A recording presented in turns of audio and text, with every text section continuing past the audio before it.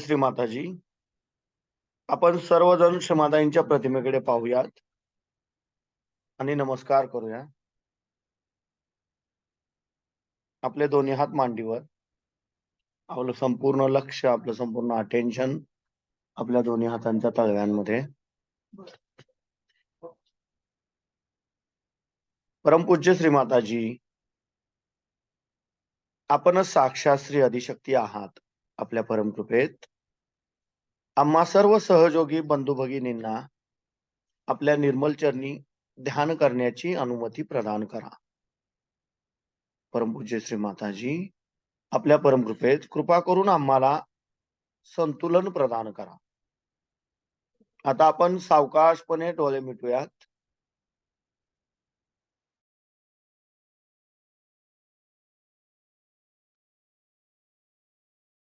आपला उजवा हात धरणी मातेकडे.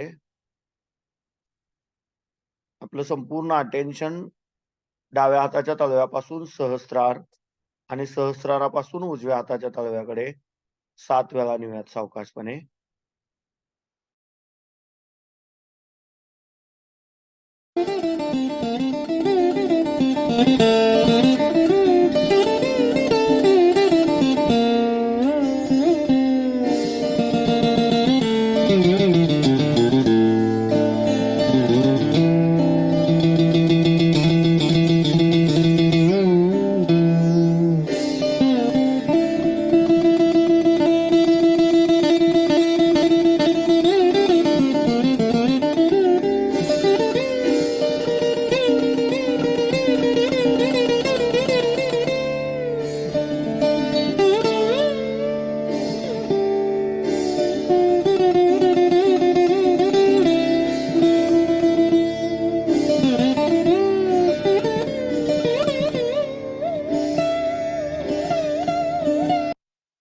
परमपूज्य श्री माताजी, आपण साक्षात श्री महाकाली आहात.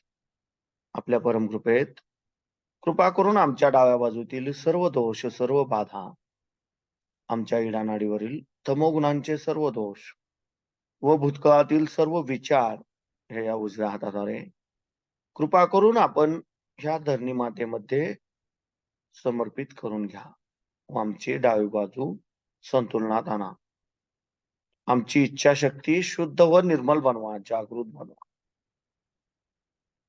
आता आपण आपला उजवा हात मांडीवर घेऊयात आणि डावा हात आकाश तत्वाकडे करूयात. आपलं संपूर्ण अटेन्शन आपण आपल्या उजव्या हाताच्या तळव्यापासून सहस्रार आणि सहस्रारापासून डाव्या हाताच्या तळव्याकडे 7 वेळा नेऊयात.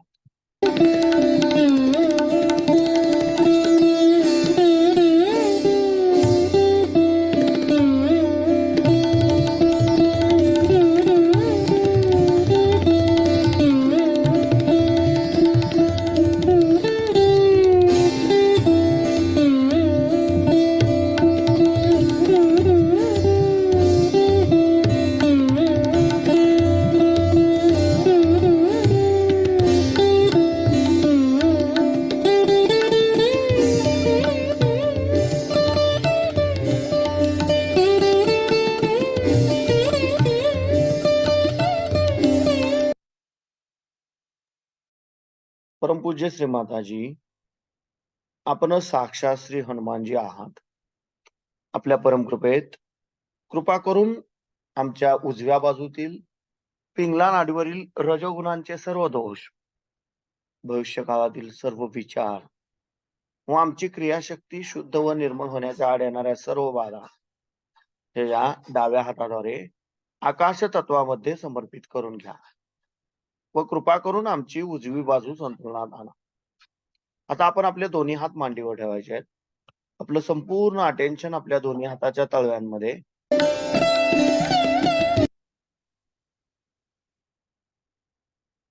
आता आपण आपला उजवा हात आपल्या ओटीपोटावर डाव्या बाजूला ठेवायचा आहे. परमपूज्य श्री माताजी, आपल्या परमकृपेत कृपा करून आम्हाला शुद्ध व निर्मल विद्या प्रदान करा. परमपूज्य श्री माताजी, आपल्या परमकृपेत कृपा करून आपण आम्हाला शुद्ध आणि निर्मल विद्या प्रदान करा. आता आपण आपला उजवा हात आपल्या मध्य नाभी चक्रावर ठेवायचा आहे. परमपूज्य श्री माताजी, आपल्या परमकृपेत कृपा करून आम्हाला समाधानी बनवा. आमच्यातील लक्ष्मी तत्व जागृत करा. आमच्यातील लक्ष्मी तत्व जागृत करा. आता आपण आपला उजवा हात आपल्या हृदयावर ठेवायचा, डाव्या बाजूला.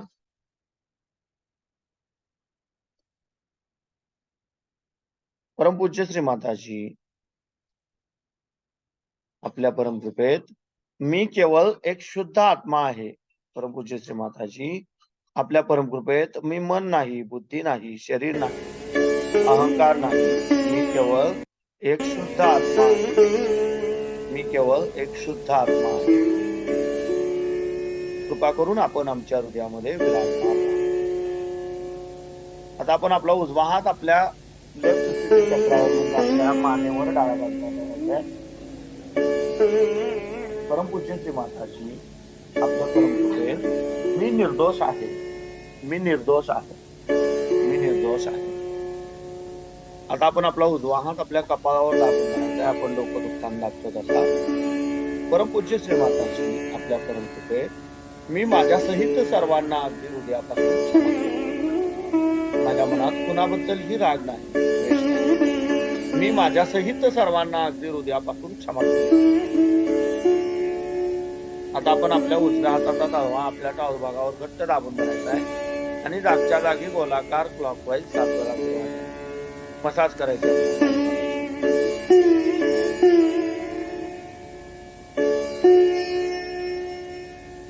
परमपूज्य श्री माताजी, आपण साक्षात श्री आदिशक्ती आहात.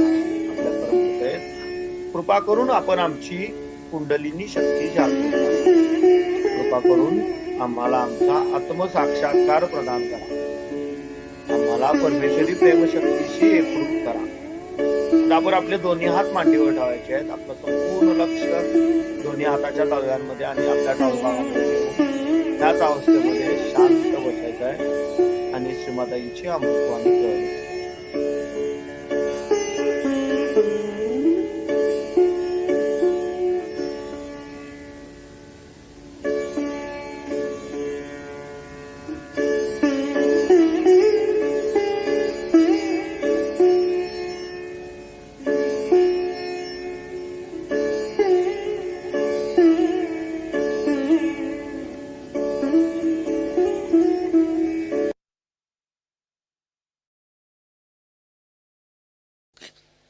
आणि ह्यांनी जेव्हा पाहिलं की कुंडलिनीच्या जागरणाने आमची व्यसनातून मुक्ती होते. आमच्या लंडनला एक डॉक्टर आहेत, ते सुद्धा व्यसनाधीन होते आणि सहयोगात आल्यावर त्यांचं व्यसन पूर्णपणे सुटल्यावर आज ते 7 सायकायट्री हॉस्पिटल्समध्ये 7 ह्याचे इन्चार्ज आहेत. तर आपल्याला हे समजलं पाहिजे की आपल्यामध्ये अनंत शक्ती आहेत. आपण अत्यंत शक्तिशाली आहोत. पण ती संबंध शक्ती आपण जोपर्यंत त्या महान शक्तीशी एकाकारिता साध्य करत नाही तोपर्यंत ती कार्यान्वित होऊ शकत नाही. तोपर्यंत ती सुप्तावस्थेत आहे आणि तिचा परिणाम आपल्या रोजच्या आयुष्यात होत नाही. इतकंच नव्हे, पण शेती किंवा तुमचे पशुपालन वगैरे ह्या गोष्टीसुद्धा चमत्कार आम्ही बघितला. ह्या चैतन्य लहरीनी शेतीमध्ये कधी कधी 10 पट उत्पन्न होतं. आता हे हारेगावलाच आम्ही आलो होतो. हारेगावला लोकांनी सांगितलं, माताजी इथे ऊस होऊ शकत नाही आणि ते पाण्याचा त्रास आहे, अमुक आहे तमुक आहे आणि आमचं जे आहे ते बंद पडलेलं आहे. मग त्यांनी म्हटलं की माताजी तुम्ही काहीतरी सांगा.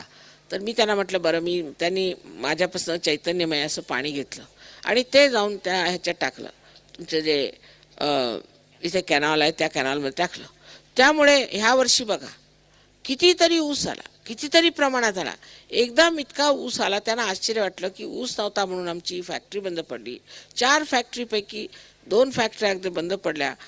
ह्याशिवाय त्यांना आश्चर्य वाटलं की हे कसं काय. हे अगदी सोपं काम आहे. हे शिकायला नको, काही करायला नको. फक्त आपल्यामध्ये जी शक्ती ती जागृत करून घेतली पाहिजे. आपल्या आणि संतांमध्ये फार फरक आहे, हे जाणलं पाहिजे. कोणी आज संतांना काही म्हटलं तरी सुद्धा हे जाणलं पाहिजे की त्यांची लायकी आपल्यामध्ये नाही. त्यांची लायकी काय होते, ते कधी कोणत्याही अहंकारात पडले नाहीत.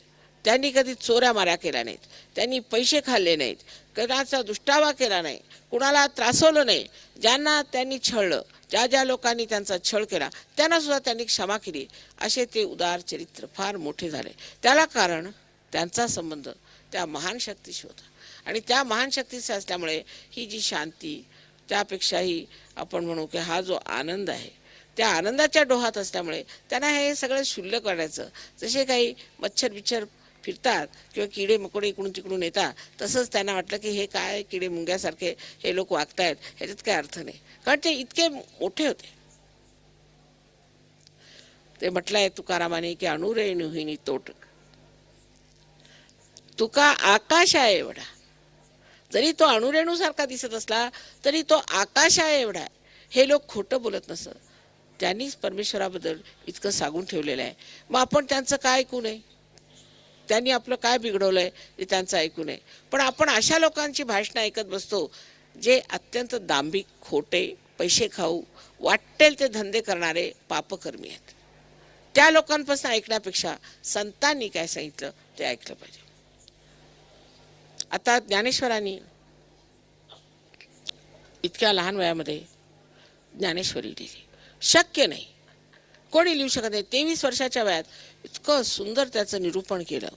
आणि विशेष म्हणजे त्यांनी आपल्या एका मोठ्या परंपरेला बदलून घेतलं. ती परंपरा अशी की एका गुरुला एकच शिष्य असायचा आणि एका शिष्याची जागृती करायची. ही परंपरा नाथपंथीयांची होती. त्यावेळी त्यांनी याचना केली आपल्या गुरुना. त्यांचे भाऊ, मोठे बंधूच आपल्याला माहिती आहे, निवृत्तीनाथ हेच त्यांचे बंधू, हे त्यांचे गुरु होते. त्यांना विनंती केली की कृपा करून मला अशी परवानगी द्या, निदान हे जे गुप्त आपल्याला माहिती आहे ते निदान मी आपल्या समाजाला नुसतं लिहून उघडं करून सांगतो, दुसरं काही नाही. मला दुसरं काही नको, फक्त एवढं मी सांगू देत. मी दुसऱ्यांना कोणालाही जागृती देणार नाही किंवा काही करणार नाही, पण कुंडलिनीबद्दल मला सांगू द्या. आणि म्हणून ज्ञानेश्वरीमध्ये 6व्या अध्यायामध्ये त्यांनी कुंडलिनीचं वर्णन केलेलं आहे. त्यांनी कुंडलिनीचं वर्णन केलं 6व्या अध्यायात, पण ते ह्या धर्ममार्तंडांना आवडलं नाही. त्यांना आधी त्रास दिला. ते संन्याशीची मुलं आहेत असं म्हणून त्यांचा फार छळ केला. त्यांच्या पायात वाहना सुद्धा नव्हते. ते बिचारे इतके दुःखात आणि त्रासात असताना सुद्धा त्यांनी काय सुंदर रचना करून केली आहे. त्यात एक अमृतानुभव म्हणून एक पुस्तक लिहिलेलं आहे. ते फारच वाचण्यासारखं आहे. पण ते वाचायला सुद्धा किंवा ते समजायला सुद्धा तुमच्यात आत्मसाक्षात्कार झाला पाहिजे, नाहीतर ते दृष्टीला समजायचं नाही. तुम्हाला वाटेल काहीतरी आहे आपलं एक भजन.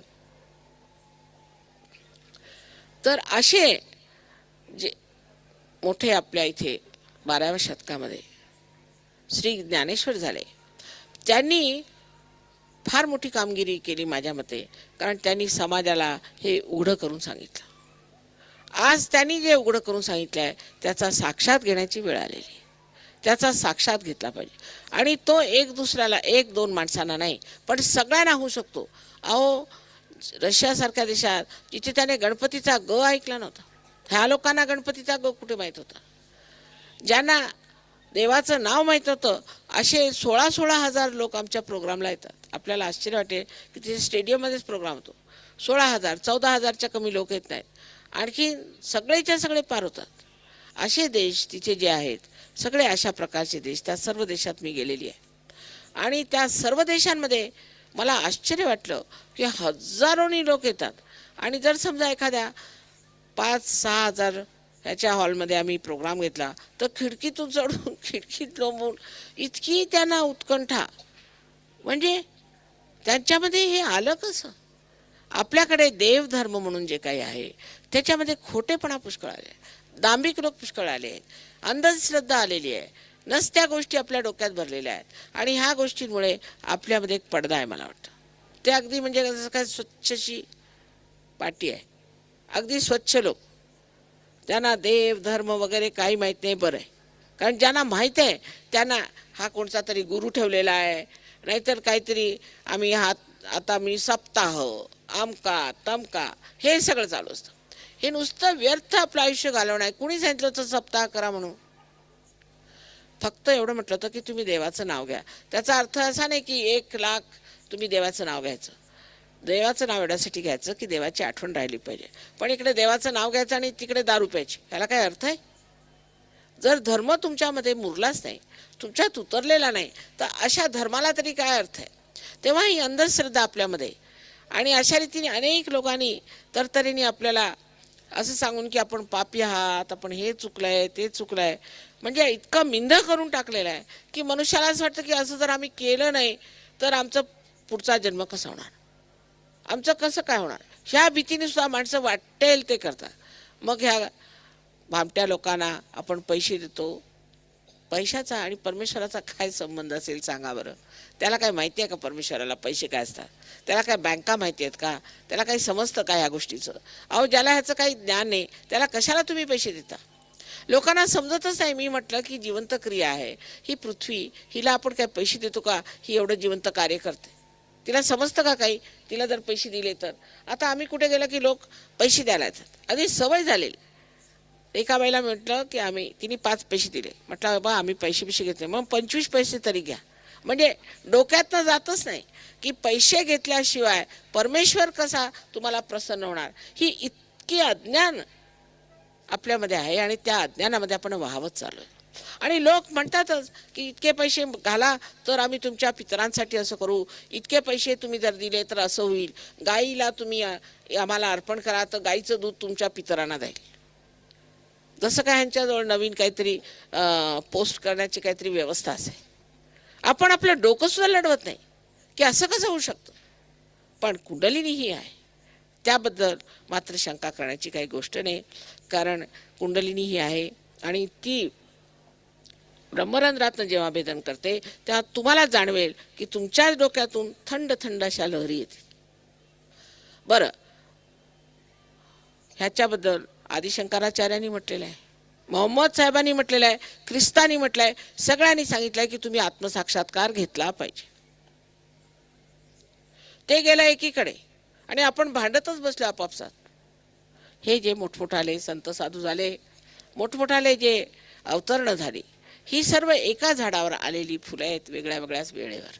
आणि ज्या वेळा जे आपण समयाचार म्हणतो त्या समयाला अनुकूल त्यांनी कार्य केलेलं आहे. ती सगळे एकाच झाडावर जन्मलेले आहेत. आपणच ती फुलं तोडली, हे माझं फुल नाही हे माझं फुल म्हणून भांडत आहोत आणि म्हणून ही भांडणं उभी झालेली आहेत. ही मेलेली फुलं आहेत, ह्याच्यात काही दम नाही. तेव्हा एक विश्वधर्म जो आपल्यामध्ये आहे तो जागृत झाला पाहिजे आणि कुंडलिनीच्या जागृतीने आपल्या पोटामध्ये हा धर्म आहे तो जागृत होतो. दत्तात्रयाने तो धर्म आपल्यामध्ये बनवलेला आहे. असे 10 गुरु आपल्यामध्ये आहेत आणि त्या 10 गुरूंचे जे 10 गुण आहेत ते मानवाला साजेसे आहेत. कार्बनला 4 असतात वेलन्सीज आणि माणसाला मात्र 10 वेलन्सीज आहेत. त्या जो जागृत झाल्याबरोबर मनुष्य एकदम आतून धार्मिक होतो. तसे संत साधू होते, त्यांना